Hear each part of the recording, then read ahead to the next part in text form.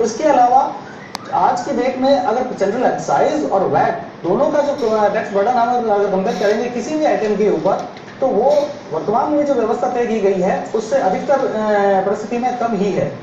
उसके अलावा अगर कुछ परिस्थितियों में ऐसा लगता है कि वो 1 या 2% से उसमें वृद्धि हो रही है, तो चूंकि पूरे स्टेट में, अब केवल स्टेट स्पेसिफिक ये इश्यू नहीं है, अगर किसी आइटम के ऊपर राजस्थान में कम कर दर है लेकिन अधिकांश राज्यों में अगर भारत के अगर वो कर दर ज्यादा है, तो पूरे भारत का एवरेज लेते हुए उसके ऊपर कर दर का निर्धारण किया गया है। इसलिए कुछ स्थिति में हमें ऐसा लग सकता है कि कर दर हमारे यहाँ पे बढ़ गई है, लेकिन पूरे भारत के परिप्रेक्ष्य में बात करेंगे तो कर दरों का वर्तमान स्तर बनाए रखने का प्रयास किया गया है। अभी जो है कौन कौन सी कमोडिटीज या कौन कौन से प्रोडक्ट्स जो है जीएसटी के दायरे से बाहर रखे गए हैं?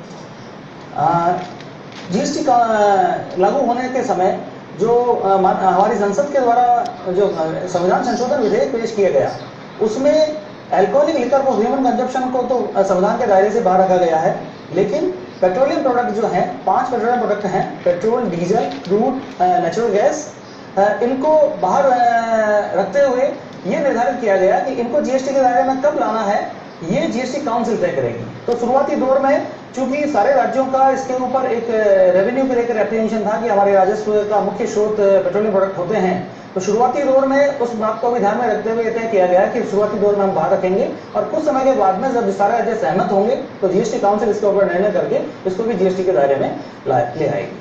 जो ये शंकाएं अभी भी व्यापारियों के मन में है, आम जनता के मन में है, उनका समाधान करने के लिए क्या कोई इस तरह का सेटअप किया गया है कि वो सीधी वार्ता कर सके, जान सके अपने जो भी उनकी क्वायरीज हैं?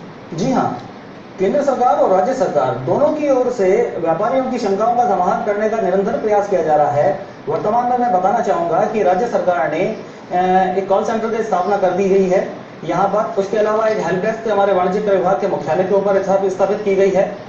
इसके साथ ही साथ कंसल्टेशन कमेटी हमारे यहाँ पर राज्य में बनी हुई है, जिसमें माननीय उद्योग मंत्री उसके अध्यक्ष हैं। रिसेंटली उसकी मीटिंग हुई है। लगातार व्यापारियों से संवाद स्थापित करके उनके जो मुद्दे हैं उनको हम चिन्हित करके जीएसटी काउंसिल के समक्ष रखते हैं। साथ ही साथ राज्य सरकार द्वारा प्रत्येक जिला स्तर पर भी जीएसटी कंसल्टेशन कमेटी की स्थापना की जा चुकी है। उस कमेटी के अंदर उस क्षेत्र विशेष और उस जिले के जो भी व्यापारिक प्रतिनिधि हैं, कर सलाहकार हैं और अधिकारियों की एक कमेटी वहाँ बनी हुई है, वो मुद्दों को डिस्कस करती है। और वहाँ या कोई इस तरह का नंबर है हमारे पास दिनेश जी?